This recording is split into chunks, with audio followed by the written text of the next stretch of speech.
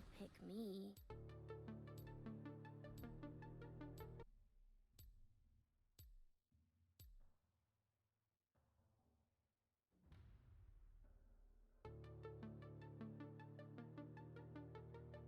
So I know what you're probably thinking.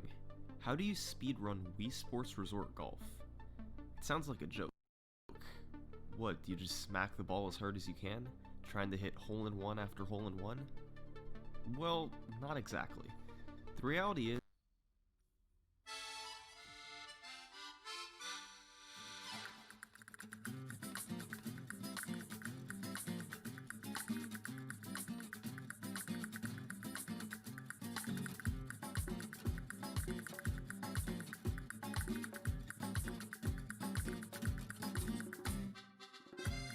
I don't know about you, but Woohoo Island has always been one of my favorite locations in any video game. It's almost like Woohoo Island is a Nintendo character itself. I've spent so much time on this island doing all sorts of different activities, from flying around in a plane, going for a morning jog around the island, and racing around Woohoo Town in Mario Kart. This island is home to so many different activities and things to keep you busy. You probably know Woohoo Island from its main appearance in Wii Sports Resort, but you might be surprised at how many times it's appeared in different Nintendo games over the years. Woohoo Island has a surprisingly deep and complicated history, so I took on the challenge of figuring it all out and putting the pieces together. So join me today as we take a deep dive into Woohoo Island, what it is, where it started, and all the games it's appeared in. This is the history of Woohoo Island.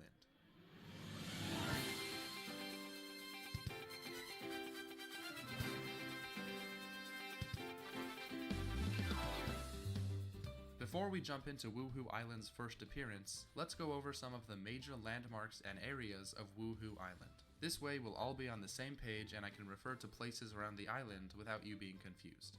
The first thing you'll probably notice is Makawoohoo, the giant volcano near the center of the island. And luckily for the residents of Woohoo Island, it hasn't erupted in over 200 years. Sitting just next to Makawoohoo is Duckling Lake and Summerstone Castle. The Summerstone Falls are also just next to these landmarks.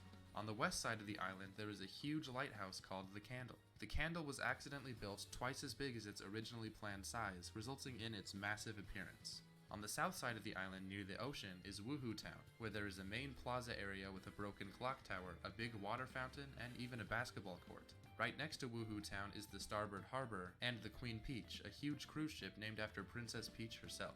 Just to the east of Woohoo Town is the Red Iron Bridge, which leads to the Kokoba Hotel, a perfect 5-star hotel with 9 floors. Southeast of the Kokoba Hotel is Camel Rock, which has beaches on both sides. If you follow the road up from Kokoba Hotel, you'll go into a mountain tunnel that cuts through the mountain with some openings to show the ocean.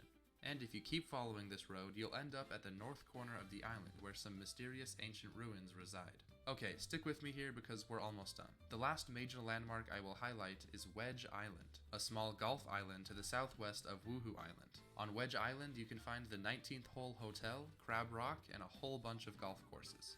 Okay, I think that should be enough to give you a basic idea of the island and refresh your memory a little bit. If you're interested in learning more about the locations of Woohoo Island, there's a great guide that has all of the locations with plenty of facts and information about each one. I'll leave a link in the description if you want to check it out. And now that we've covered all the major landmarks, we can dive into the history of Woohoo Island and all the games it's appeared in. The earliest known appearance of Woohoo Island was actually in the original Wii Sports. Now you might be thinking, Woohoo Island wasn't in that game, and you're right. While Woohoo Island does not appear in the release version of Wii Sports, an early beta build of the game featured an extra sport called Airplane. The only footage that I could find of this beta sport was recorded off-screen at Nintendo's E3 2006. In this sport, you pilot a plane through rings above an island. This island strongly resembles Woohoo Island. There is a large mountain with a lake near the center, and a town at the south end with a bridge, and even the mountain tunnel. The basic size and shape of the island are also similar to Woohoo Island. According to some data miners, this island was called Wii Island. No, not Wii. Wii. Like what you say on a roller coaster. Let's all be grateful that name was changed. And what looks to be an early version of Woohoo Town was called Wake City. Obviously this is a very bare bones version of Woohoo Island, but it's still really cool to see. This beta plain sport was cut from the final version of Wii Sports, but it would eventually return in a different game. I didn't even know this existed before I started researching for this video, but this is the earliest known version of what would eventually become Woohoo Island. The next time Woohoo Island appeared was in 2007 with the release of Wii Fit. Although it still wasn't called Woohoo Island yet. Instead, it was called Wii Fit Island. And while it was a big upgrade from Wii Island, it was still missing a lot of the landmarks and details that Woohoo Island has today. The best way to see all the changes is to look at the map found in the Wii Fit manual. As you can see, there are multiple major differences here. Maka Woohoo is called Rocky Peak, and it doesn't appear to be a volcano at all. Summerstone Castle is missing, and Duckling Lake is called Summit Lake.